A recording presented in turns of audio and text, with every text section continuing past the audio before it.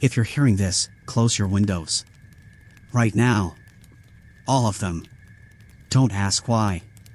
Just do it. Because 3 days ago, I didn't listen. And now I understand what they were trying to keep out. My name is Rachel Torres. I live in Seattle, Washington. Or at least, I used to think I did. It started at 11:34 p.m. on a Tuesday. My phone lit up with that sound. You know the one. The emergency broadcast tone that makes your stomach drop even when it's just a test. But this wasn't a test. Emergency alert. Issued by National Weather Service. Effective immediately, all residents. Close all windows immediately. Do not look outside after dark. Keep blinds and curtains drawn. Report any unusual sounds to authorities. This is not a weather event. Remain indoors until further notice. I stared at my phone, confused. Close all windows? In October? It was already cold outside. I checked the news. Every channel showed the same alert scrolling across the screen. No explanation. No context.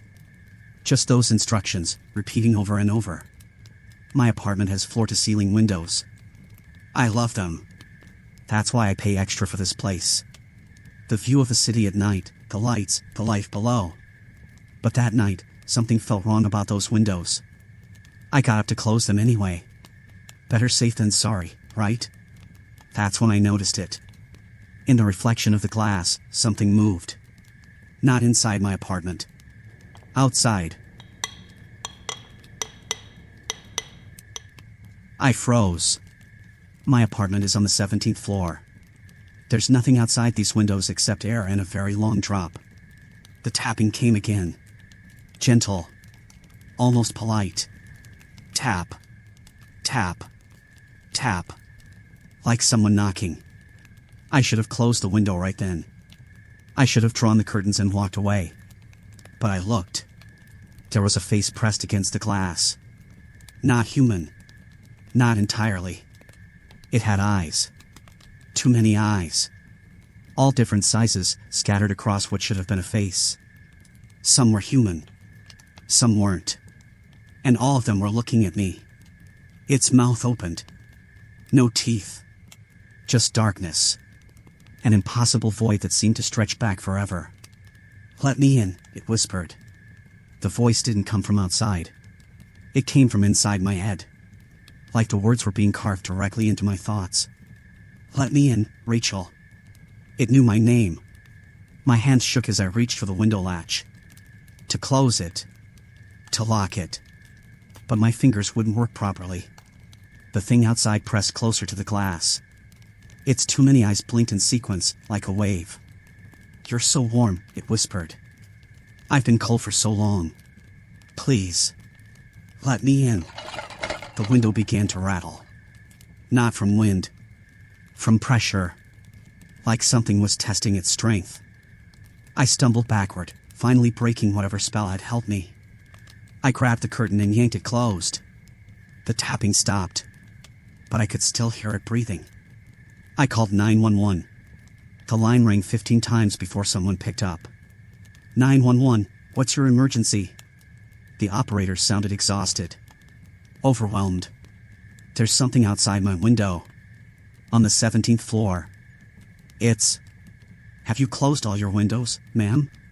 Yes, but... Keep them closed. Keep your curtains drawn. Don't look outside. What is it? What's happening? We don't have that information. Follow the alert instructions. Someone will contact you when it's safe. She hung up. I stood in my living room, staring at the closed curtains.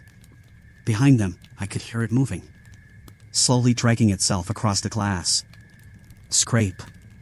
Scrape. Scrape. My phone buzzed. A text from my neighbor across the hall, Marcus. "Did you get the alert? WTF is going on?" I texted back, "Something's outside my window." On 17th floor. 3 dots appeared. Then disappeared. Then appeared again. Mine too. I looked. I shouldn't have looked. What did you see? No response. The 3 dots vanished. I called him. It rang. And rang. And rang. Then it stopped ringing. But the call didn't end. I could hear breathing on the other end. Marcus? He's busy right now, something whispered. In Marcus's voice. But wrong. Like someone doing a bad impression. But you can talk to me instead, Rachel. I hung up and immediately blocked the number. My hands wouldn't stop shaking. That was the first night. By morning, the scratching had stopped. The alert was still on my phone, unchanged. When I carefully peeked through a gap in the curtains, the sky was gray and normal. The city below looked fine. People walking. Cars driving. Like nothing had happened. I opened my door to check on Marcus. His door was open. Just slightly. I knocked. Marcus? No answer. I pushed the door open wider. His apartment was empty. Furniture still there. Lights on. Coffee still hot in the kitchen. But no Marcus. His windows were wide open. All of them. Curtains pulled back. And on the glass, written in something dark and wet. I let it in. I ran back to my apartment and locked the door. Triple locked it. Then I pushed my couch against it for good measure. But locks don't matter when the door isn't what you need to worry about. The second night, the alert changed. Emergency alert update.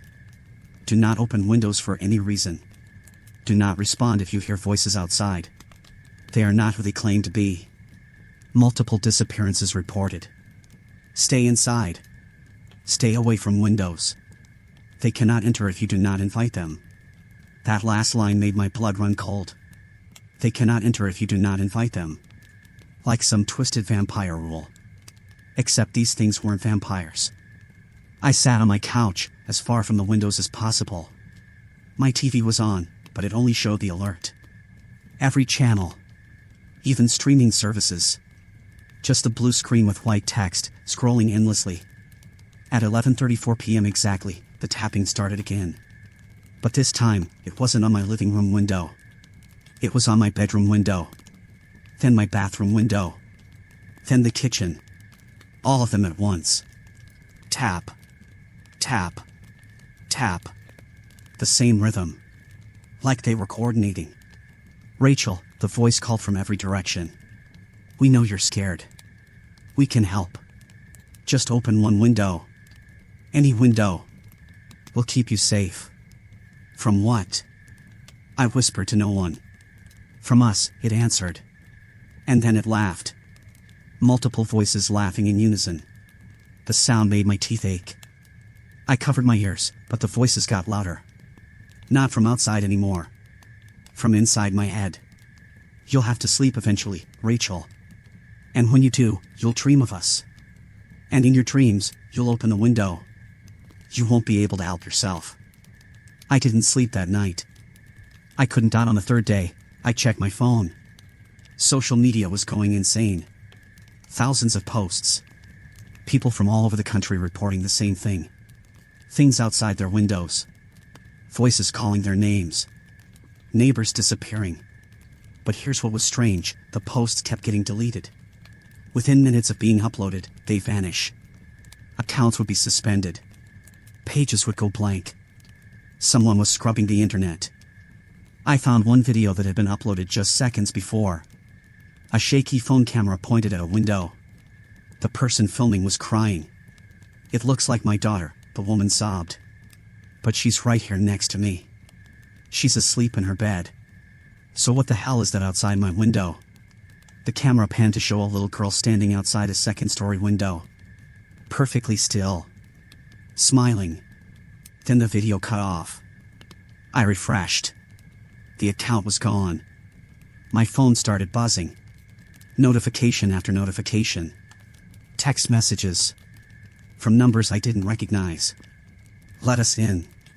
We're so cold. Please, Rachel. Your mother wants to see you. My mother has been dead for 3 years. I blocked every number. But more kept coming. Hundreds of them. All saying the same thing. Then my phone rang. The caller ID showed Moem. I stared at it, hands shaking. I didn't answer. It kept ringing for 5 minutes straight. Then stopped. Then started again. This time, I answered. Hello?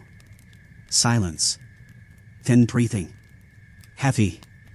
Wet. Sweetie? My mother's voice. Exactly as I remembered. Why won't you let me in? I've come such a long way to see you. You're not my mother. But I am. I'm exactly who you think I am. I know everything she knew. I have all her memories. Her love for you. Her disappointment in your choices. All of it. I hung up. But the voice continued. Not from my phone. From the windows. You can't hide from us forever, Rachel. We're patient. We've been waiting so much longer than you can imagine. What's a few more days? The power went out at midnight. Complete darkness.